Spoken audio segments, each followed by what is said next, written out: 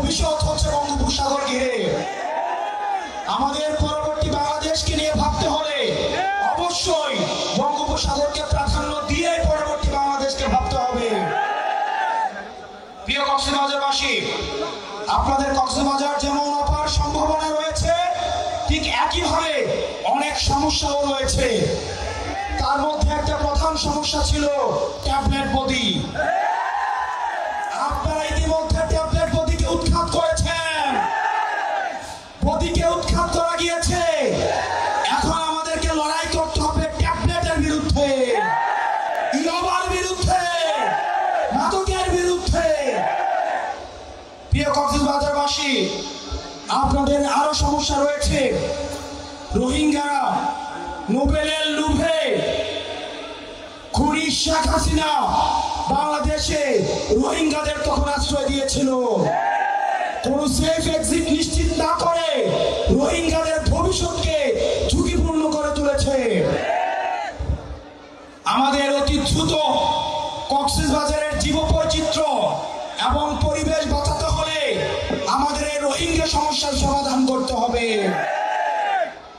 পরবর্তী বাংলাদেশের আমাদের এই পর্যটন শিল্পকে আমাদের প্রসার এবং বিকাশের জন্য যে কোনো ধরনের নীতি নির্ধারণের পর্যায়ে কথা বলতে হলে কক্সবাজার মানুষের সাথে কথা বলতে হবে।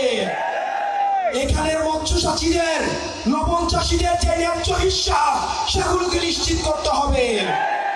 আমাদের ব্লু ইকোনমির জন্য আমাদের এই বঙ্গোপসাগরের আমাদের যে ভূমিকা, সেই ভূমিকাকে স্বীকৃতি দিতে হবে। আমাদের পরবর্তী বাংলাদেশ হিমালয় থেকে বঙ্গোপসাগর, এবং সেটির জন্য আমাদের গঠনমূলক আমাদের কার্যক্রম অব্যাহত রাখতে হবে। প্রিয় কক্সবাজারবাসী, একই সাথে সাথে আমাদের সমস্যা এবং সম্ভাবনার দিকে যেমন নজর দিতে হবে, একই সাথে সাথে আমাদের যে পতিত রাষ্ট্র ব্যবস্থাকে যে নষ্ট করেছে আমাদের খুনি হাসিনার থেকেও আমাদের নজর রাখতে হবে। আপনারা দেখছেন, আমরা আগে দেখেছি নির্বাচনের মধ্যে একটা দল সংস্কারের বিপক্ষে অবস্থান নিয়েছে, বিচারের বিপক্ষে অবস্থান নিয়েছে, ফলশ্রুতিতে তারা নির্বাচনের বিপক্ষে অবস্থান নিয়েছে। আমরা বিশ্বাস করি রাষ্ট্রের সুসংহতের জন্য, গণতান্ত্রিক উত্তরণের জন্য একটি গ্রহণযোগ্য নির্বাচনের কোনো বিকল্প নাই। কিন্তু এই নির্বাচন যদি হতে হয় তাহলে আগের নিয়মে হওয়া যাবে না। আমরা আগে দেখেছি 22 জন মিলে একসাথে মিলে গোল দিয়েছে, রেফারি সহ সরকারি দলের পক্ষ হয়ে কাজ করেছে। আমরা চাই খেলার নিয়ম পরিবর্তন করতে হবে, খেলাকে গ্রহণযোগ্য করে তুলতে হবে।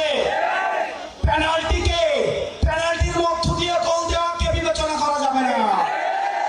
পেনাল্টি যারা দিবে তাদেরকে রেড কার্ড দেখাতে হবে। আমরা দেখতে পাচ্ছি এখন অনেক রাজনৈতিক দল পেনাল্টির পক্ষে দাঁড়িয়ে যাচ্ছে, রেফারির পক্ষে, রেফারি যেন মাঠে খেলতে পারে সেটির পক্ষে কথা বলছে। সেটির জন্য আমাদের নির্বাচন কমিশনের পুনর্গঠন প্রয়োজন। সেটির জন্য আমাদের খেলাকে সবার উপযোগী করে গড়ে তোলা প্রয়োজন। প্রিয় কক্সবাজারবাসী, আপনাদেরকে সচেতন থাকতে হবে। আমাদের পরবর্তী বাংলাদেশ বিনির্মাণ করতে হলে আমরা একসাথে লড়াই করতে হবে। ইনকিলাব ইনকিলাব, মুজিববাদ মুজিববাদ। আমরা এই দেশে এখন নতুন কিছু দরকার আছে, বিচার সংস্কারের দরকার আছে।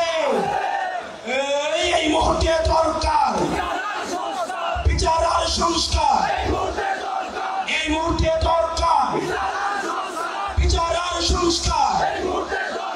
ইনকিলাব